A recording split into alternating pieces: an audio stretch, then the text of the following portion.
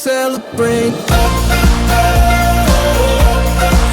just wanna celebrate, 'cause it's a good day, good life. I just wanna celebrate all night.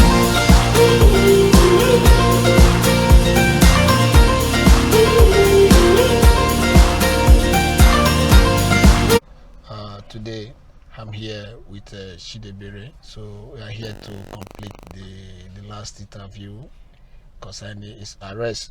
So this is the part 2 of the interview. Chidiebere, over to you. Can you please introduce yourself once more again? Okay, Julius, thank you very much for having me here. You're welcome. My name is Ezema Chidiebere, Nigeria, Enugu State. I had an issue with my arrest the last time, and I came to talk about it and the situation, and here's the part 2. Okay, Chidiebere, how are you today? I'm good, I'm nice, thank you very much. All right. So, how is your mama back home? My mom is fine, my family is okay, they're all glad and happy. Okay, that's nice. Good to hear that. The last time you were talking about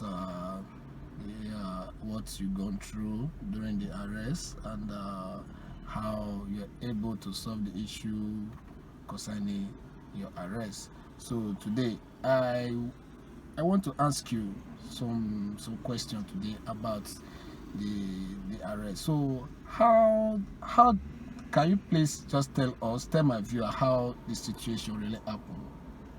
Okay, like I said earlier in the first interview, I base in Angeles, Pampanga.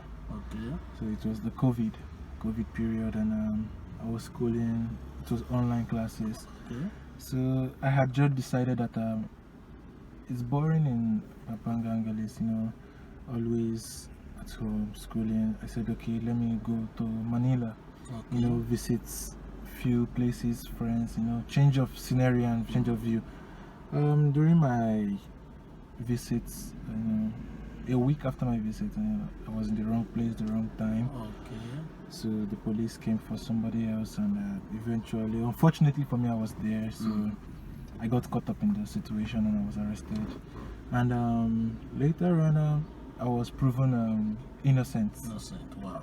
I was proven innocent, and I'm glad to be here.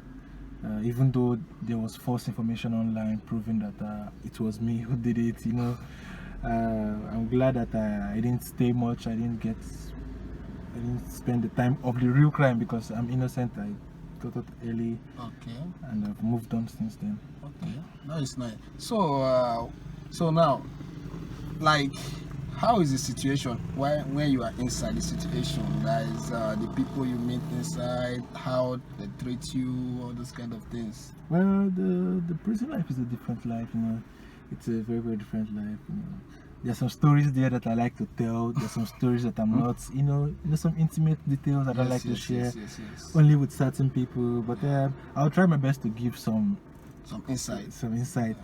Okay, let's just say the first time when I was arrested, we were taken to the detention center. The first time we entered the prison, we had a fight. Wow.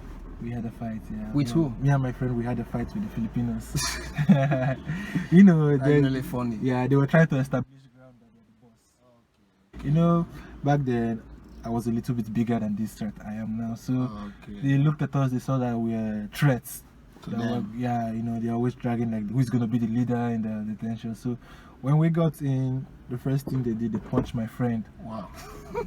Then they're pushing really hard. Yeah, they punched him, and immediately he retaliated. So, he faced like 2 people. I faced also 2 people. He started throwing blows, that kind of stuff. It was funny. Then we got handcuffed. That means the police involved. Yeah, the police to calm down the situation. Yeah, they came to defuse the situation, and looking at us, they felt like, how come 2 big guys are just here fighting these 4 small Filipinos? They said that we are the ones that are harmful. One of my hand alone is very, very big enough to knock out somebody. Okay. Yeah, so we were handcuffed and handcuffed separately to a place. So we slept with cuffs that night. With cuffs? cuffs, as in the Okay, with handcuffs. handcuff. Okay. Yeah, we slept with handcuffs that night. So that's the way it was. It was a different world. It's a different world. Entirely from the Yeah. inside and the outside world. Yeah, because the toilet is very close to you. Everybody's using the toilet, the bathroom. No clean water, the food. You can't eat what you want. It's the leftovers. Stuff like that. So it was really bad. Yeah, the first 2 weeks, I lost weight. I was weighing like 90. Okay. Then I think as of 2 weeks, I was weighing 80. Wow. Then the next 2 weeks, I was weighing 60 something. Wow. I because lost of weight. lack of food and yeah, it's not because of I couldn't really eat. I couldn't eat it, even though I had to, but I didn't eat it. I couldn't bring myself to eat it the first week. I just had only tea, bread, stuff like that. But when they bring other food that's that's supposed to keep you fresh and healthy, I didn't eat it. So. Wow. So during that situation, did you cry? Like you are innocent of something that that you did not commit. Did you cry? No, I didn't cry. Because their system, their security system is different from that in Africa. In Africa, if you are there, once they meet you in that place, you are among. Yeah. There's nothing you can do to prove yourself. Yes. But this one, they could prove it. The crime happened before I came to the country. Okay. So the crime already happened even before I came to the country. So my passports, when I resumed school, when I moved, my house rent. They had my receipts of my house rent. So they could see that I was living in Angeles, Pampanga. When the incident happened. I was not even in Philippines when the incident happened. Wow. So it was when I came to the Philippines, I moved there, they made the arrest. They've been tracing the information for a long time, over a year.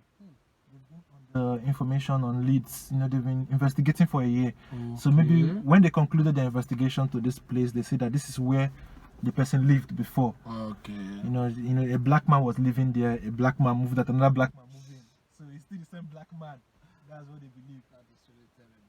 They can't identify by face, but they know that this is where the culprit was living here. So a black man was living there before he moved out. Another black man moved in. So it is still the same black man they are looking for. So we proved our innocence. Okay. In 3 to 4 weeks, we're out of there. 3 to 4 weeks. Yeah. Wow. We should have been there out in a week.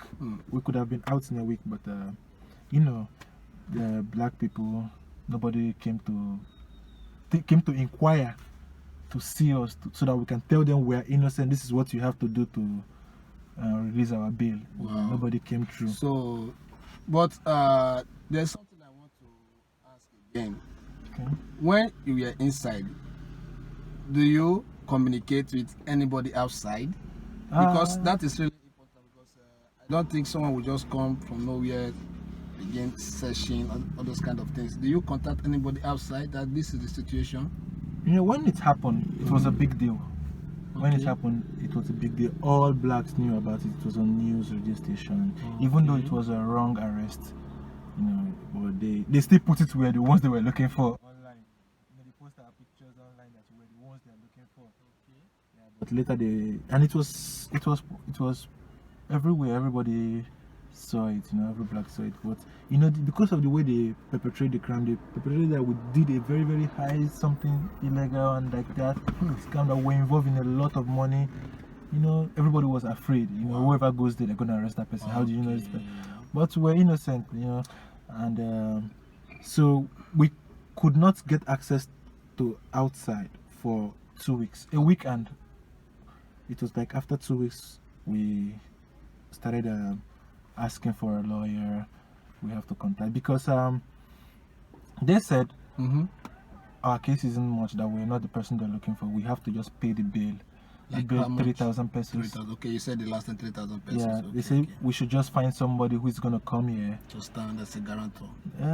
Come, the person is gonna take our thumbprint, take it to the courts, Okay. sign the papers, bring it back, pay the bill, and we're out. Okay. It's just a simple process, but nobody came through. So for a week plus, we didn't have any communication with outside. After a week, we started communicating, but nobody was strong enough. They were all scared. Okay. We were all scared, so it took a while before we got the right person to come. So the lawyer, is he a private lawyer or a public lawyer? Like I said the last time, actually we were supposed to use a private lawyer because they extorted a lot of money from our families. They extorted a lot of money. According to them, the lawyer was from a private attorney. So the private attorney only secured the bail and left us hanging. After the bail, you still have to go to court until it's proven innocent. Yeah, so we're supposed to use a private attorney all through the process, but we didn't use all through the process. So that means after you people came out, then you people sought yourself out by looking for a lawyer. Yeah, when we came out, we were stranded, we were broke, we were poor, we were out of funds, so we had to use the public attorney. Okay. Yeah, in the Philippines here, they can provide you a public attorney. You just have to state your case. And so do you spend money on that? No, it's free of charge. It's free. Yeah, the lawyer represents you for free if the case is seeable that it can win. Okay, that is nice. So at least now, the last time it's like you told me that the Philippine government, right? They seize your international passport. Am I right? Yeah. So are you able to retrieve it back from them? Because at least they have proven that you are innocent of the crime. At least they should give you back your property. Are you able to retrieve it back? During when we were arrested was during the COVID, so we applied for release of our properties. So the judge, because of the COVID and restrictions and the lockdown during the period, so it was difficult for the judge to sign the release of our property. So I think around last month, the judge finally signed our release of your property. Yeah. So as of now, I've gotten my phone back. Okay. I got my phone back. I got my flash drive. Wow. I got that's a great news. I got my charger, but I haven't been able to get my ID, my passport, my ID card, my certificates. I haven't been able to get that back. My laptop, I haven't been able to get it back. Okay. But I think by next week I will move forward with that because I have the documents to retrieve it from the police now. Okay. So I'll be going to get it. So that means by next week you will try to get your stuff. Yeah, I'll get my everything back. That is nice. That is nice. So now, it's how will I say? It's really little bit difficult by staying here without having a friend or having a relative or those kind of things. So then, do you have any person that you know that this person is my friend, that no matter how it is, if I call this person and narrate my story to this person will understand? Do you have such friend there? Well, before I had the problem, I had such friend. I had such friend. You know him very well? Yeah, I have a friend. Back when I was in Angeles, I have somebody I call my brother, my elder brother. I have somebody that I call on whenever I have an issue. I also have somebody in Manila also, a friend I knew when I come to Philippines recently. He helped me out. Sometimes when I'm broke, as a student, sometimes you run out of funds. Yeah, it's true. You call him that, bro, see I'm hungry. He's gonna be like, okay, I'm gonna send you money so you can eat, something like that. I have somebody like that. So, but during the incident, the guy who normally assisted me, he wasn't in Philippines, so he was in Nigeria, so I couldn't contact him. Well, the other guy who is in Angeles, I don't want to call him. I also had other friends that I was close with. They all ran away, but some people I didn't expect, they didn't come out for me. They didn't even say, even in prison, you have to bring food to help this person. You have to check in on this person. Maybe he needs water, he needs food. When I was there, they didn't is there any reason to do that? At least you call this person your very good friend. At least is there any reason to do that? Just to well, that's when I learned about life. I learned that in this life, all you have is yourself. When it comes down to the chips, when the chips are down, when you really are down, that's when you know who is your friend and who is not your friend. That is true. When I was there, everybody abandoned. Every fucking person. I mean, everybody abandoned me. And I'm not talking about, the only person who stood by me was my family and my friend's family, Wow. Every other person abandoned me. People deleted my number, blocked me off. deleted my contact. People act like they don't know me, like they don't even know I existed. You know, this is people that I call friends, people that I visit, people that we go around. All right. It was horrible. Okay. So, let me ask you this question. So, after you came out, how do you manage to pick up your life? Because I know it will be very terrible, because like this, what you just said right now, that people you called your friend, most of them didn't even reach out to you. When you came out, how do you manage to pick up yourself? Well, I'm not gonna lie. I came out of the prison with nothing. With the jail, I came out of the jail with nothing. Nothing. No on me. cell phone, no cell nothing, phone, nothing. No food. The first thing I did, I went to an African restaurant. Where? I went to an African restaurant in Las Pinas. Okay. So I went there, talked to the owner of the restaurant. He gave me food. Wow. He gave me food. I think that person is a kind person. Yeah, he gave me food. He asked me what do I need. I told him that I need to contact at least 1 or 2 persons. So he told me, okay, this is what's gonna happen. Stay here, wait. There are some rich guys who are gonna come in. Try to talk to them if they can help you with a little money so that you can find a place to lay down. So I think I talked to like 5. I talked to a lot of people, but not all helped. You know, everybody's like, I have my own problems too. I have my own problems. You should be grateful you're outside. That is human before you. You should be grateful you're outside. You should not be worried about what to eat. You should be grateful you have freedom, you know. So at least I raised at least 2,500 that day. So I stayed in a hotel for that day. 2,500. Yeah. So the next day I managed to get a phone to message.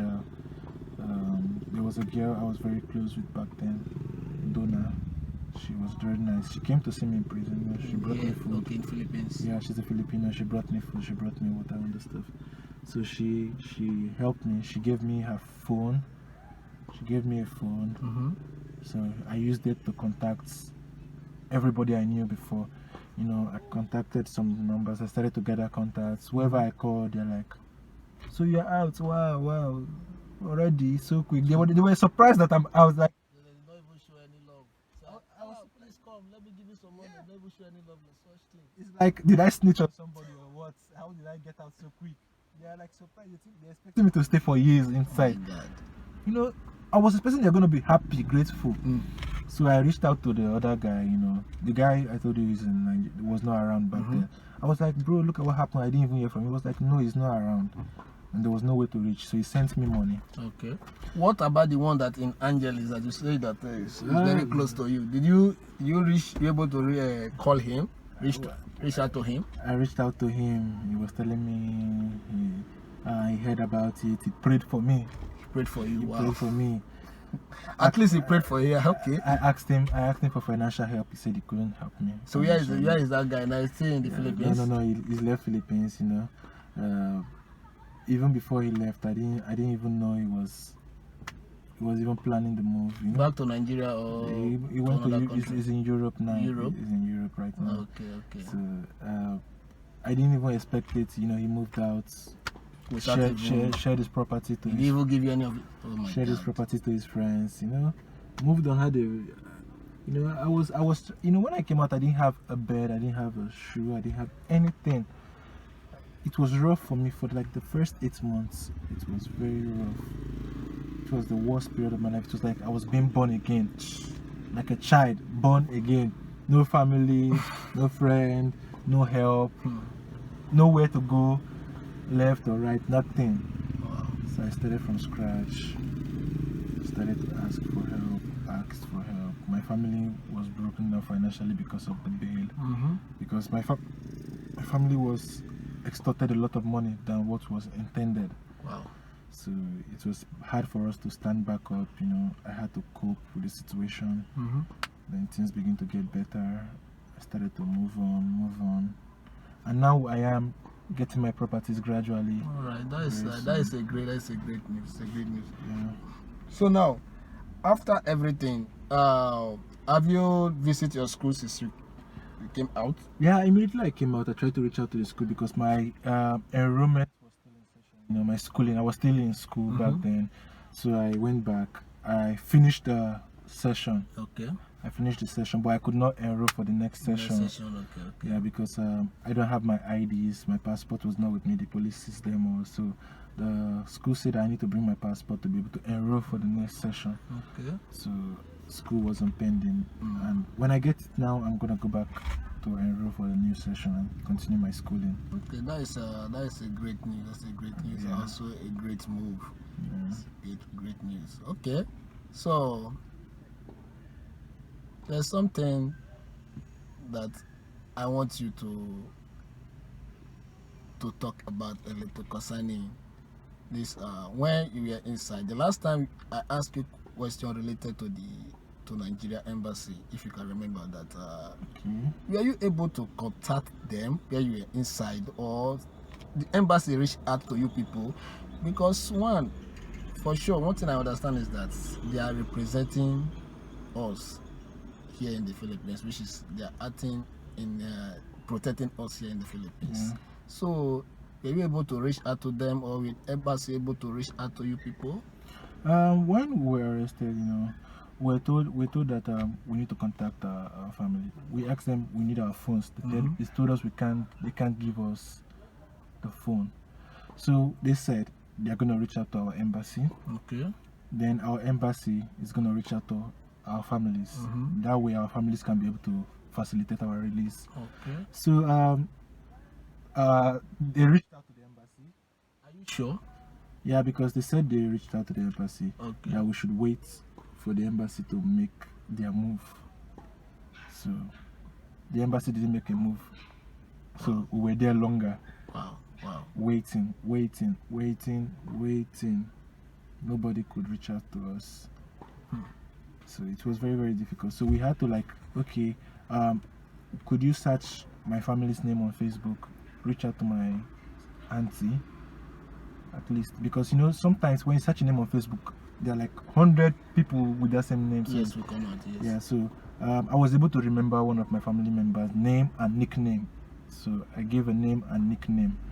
So that way we started contacting. Contacting your family. Yeah. So they reached out to the person, and the movement started like that. That's why it took longer. I would have been out in a week. So it took longer.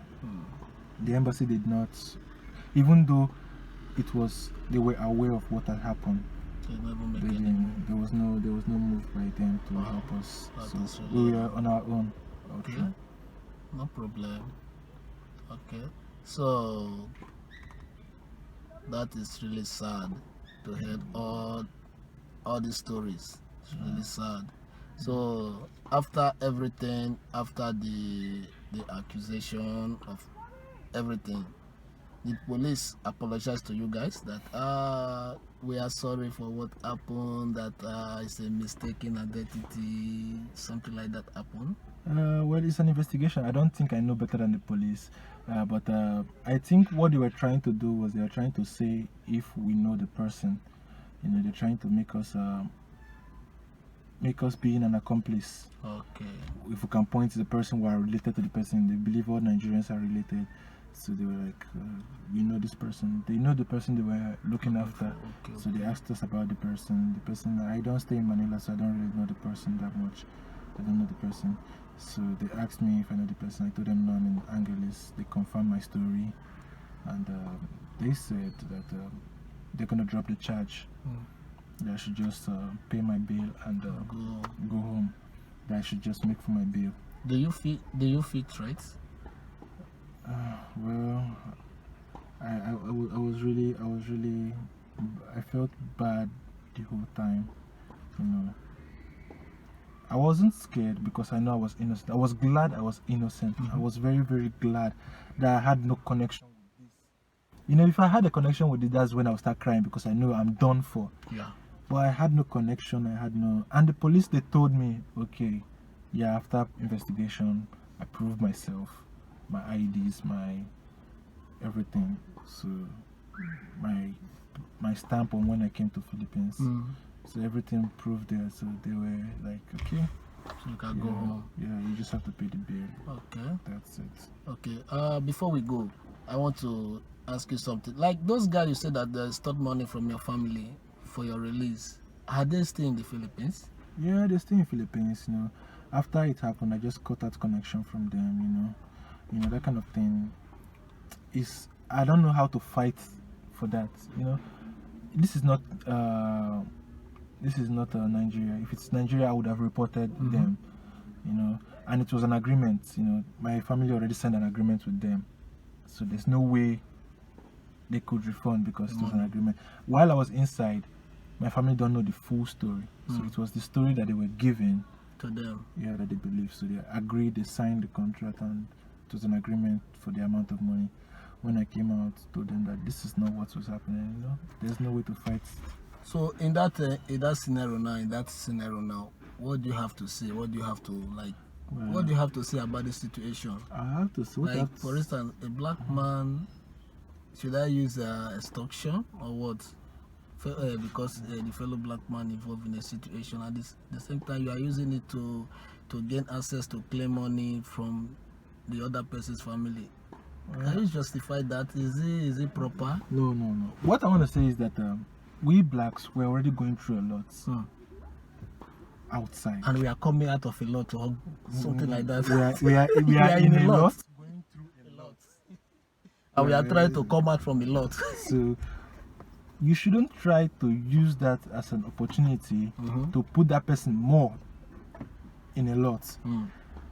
Now you see that I'm suffering a tragic situation. My family is going through a lot of pain, tears, crying because of what is happening. Yeah. The best you can do is to make things easier for us. Yeah. The best you can do is to make life easy for us. It's true. You don't have to come and now weigh my family. My mom almost had a stroke. Wow. That period. That is, oh my God. Hearing about what was happening, she was shocked that I did that kind of thing. Now, for me to come out, they're asking for a lot of money, which she doesn't have. It was a lot. She doesn't know where to start from. As a black man, you're supposed to be finding a way to help me. Yeah, it's true. Well, after I got out, some good Samaritans later reached out to me, raised money, said I should take for rent, you know. Some good people. So that was what happened. But what those people did was wrong. You shouldn't do that to a fellow black man. It's wrong. All right. Okay. Once more, thank you for your time. Thank you. For giving us this opportunity again for sharing your story with us. So I know that sometimes human beings are like that. So, like, what I will say is that sometimes it's good when you meet your own fellow black man outside, even though you don't know the person. Try to interact with the person. Ask the person, hey, how are you doing? You must not have to give him money. You must not have to give him food. You must not have to give him shelter. But at least ask him, how are you doing? I hope you are good. That is very vital. That is a very good way of interacting with our own fellow black man. But most time you will go out, you see your fellow black man outside, you are scared to talk to him. It's not even scared. Sometimes, mostly in Nigeria, we feel proud that why would I have to talk to this person? So that is it. So once more, thank you very much for sharing this this time with us. I appreciate. Thank you. Hello guys. We are about to end this interview. This is the part 2 of the interview. Please, if you have not subscribed to my YouTube, please, after you watch this video, subscribe, like, and share.